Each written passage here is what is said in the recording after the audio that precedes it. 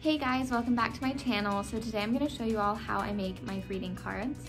My greeting card process is the exact same as my watercolor process. I start with pencil outline, go over with pen, and then go in with paint. So if you're interested in seeing exactly how I make my cards, then keep watching. I used to make them just one-sided, and now recently I've been making them fold open, which I think I like a lot better. So I'm going to show you how I make these. So the first thing I'm going to do is measure out my space. So I'm going to take one of my old cards, and I'm really just going to trace around it. So you want to make sure that you have room for two cards next to each other, because since we're folding it, we're only going to be using the right square, and the left square or rectangle is going to end up being folded. So the first thing I'm going to do is I'm going to block out where my letters are. This part was a little blurry and going out of focus, but basically what I did is I sketched out two lines, and then I also sketched out a little vertical line in the middle, so I knew where I wanted the center of each word to be, where the center of the cards were.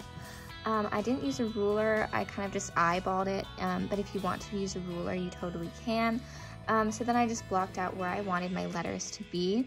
I ended up having to redo this just because I made my height of the letters too high, so that my letters ended up being too large and didn't fit on the card horizontally, and so I had to make them shorter so that the letters fit better on the card. So this is my second attempt.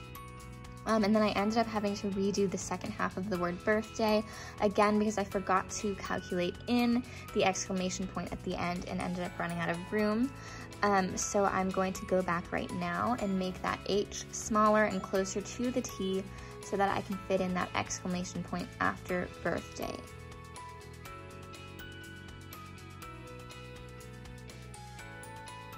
So now that I've got that exclamation point in there, I've realized that the second half of my word birthday is a little higher, and so I'm just resketching that line and pulling some of those letters down and just double checking that everything is as straight as possible. Again, I didn't really use a ruler, but it works for me just to kind of go and correct along. But if you want to make sure that yours is exactly perfect, then definitely go ahead and use a ruler. So now I'm using my Staedtler pigment liner pens, and I'm using the 0.5 pen in order to trace over those letters. And as you can see, I've added a little bit of curve to the ends of the H and the P. Those parts I didn't really sketch out. I'm adding them in anyway, but again, you can sketch it out if you want to make sure it's more accurate. I am just pretty good about adding those little curls at the end. I don't really sketch them out. And it works for me, but again, if it doesn't work for you, then go ahead and sketch it before you add those curls. So after I've traced those letters, I'm going in with the 0.3 pen, and I'm adding a little bit of detail and thickness to the edges of some of the letters. Later I'm going to go back in, and on these areas I'm going to add a little bit of paint so that the letters are a bit more colorful and match the flowers that I'm going to add in later.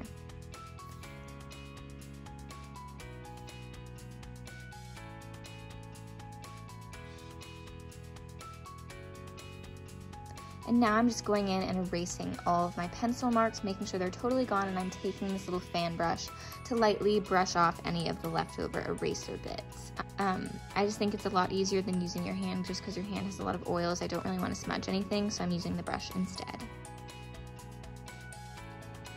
Now I'm going to sketch out my flowers. So I'm going to do some daffodils, and so what I'm doing is I'm kind of tracing a little half circle shape for this top daffodil. That's going to be kind of in profile, and then the second daffodil, I'm just sketching a circle, and then I'm tracing two little stems and leaves and just kind of making a general outline of where I want everything to go. And now I'm going back in with my pen and making it a bit more accurate and turning them into actual flower shapes, but using my circle and half circle as a guide.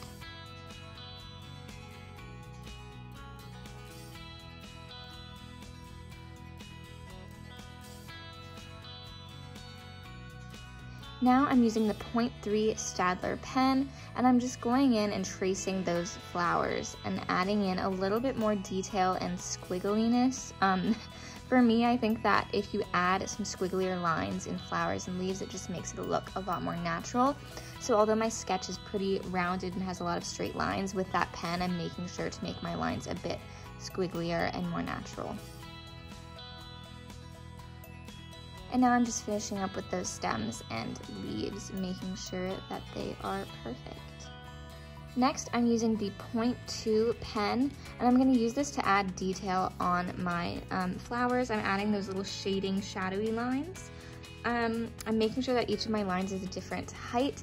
You don't want to have a bunch of just straight lines that are completely the same height. So some of my lines are a bit taller, some are a bit shorter, just to make that really shadowy, three-dimensional look on the flowers and also on the stems. And now I'm taking my eraser and just going over and erasing those lines. And again, I'm going to use that brush to brush everything off so that we don't smudge anything. Now I'm going in with my watercolor paint. It's the Rowney Aquafine paint that I talked about in my favorite art supplies video.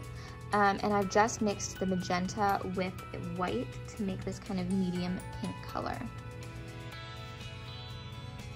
I'm going in with this color on all of the petals of the flowers, and later I will go in with the darker magenta color for some shadows and details. I'm taking that same medium pink color and I'm using it to make my letters more colorful. Now I'm using this kind of goldeny green that was in my palette for the stem and leaves, and I'm using that darker magenta color with my smallest brush to make those little shadowy details stand out. So I'm kind of going over the same spots that I put that ink shadowy line in as well. Now I'm taking my medium pink, but I've put a whole lot of water on my brush as well, so it's very diluted. And I'm using it to kind of go over those areas of the petals where they're folding over. So we'd want this part of the petal to be lighter, but not quite white. And finally, I'm using a dark green. It's this dark emerald green that came in my Rowney palette, and I mixed it with a tiny bit of orange and a tiny bit of the golden green color to make this dark green, and I'm using it to go over the shadowy areas that I created with the pen. And this really adds to that three-dimensional look, kind of how we did with the petals and the darker magenta color. And finally, this is the finished product. This is our folding open card, so you can write your message on the inside, and voila. Here it is up close. You can really see all those details and shadowy bits. If you're interested in purchasing any of these greeting cards, make sure to check them out at the link in bio. Thank you so much for watching. I hope you found that interesting. If you're looking to make some cards, it's really great for friends and family, and it's super special if you make it yourself. So that is how I make my greeting card. If you're interested in purchasing them, then definitely email me, marguerite.knowlesart@gmail.com. If you're interested in more artwork, follow my Instagram, Marguerite Knowles Art. And if you're interested in buying artwork, check out my Etsy shop, Marguerite Knowles Art. Everything is Marguerite Knowles Art. Or if you see something on my Instagram that is not on my Etsy, then definitely DM me or email me. A lot of my most recent paintings and cards are not on my Etsy yet, but they're still available to be purchased. So just DM me or email me, and I will link all of these things below. Thank you so much for watching, and have a great day.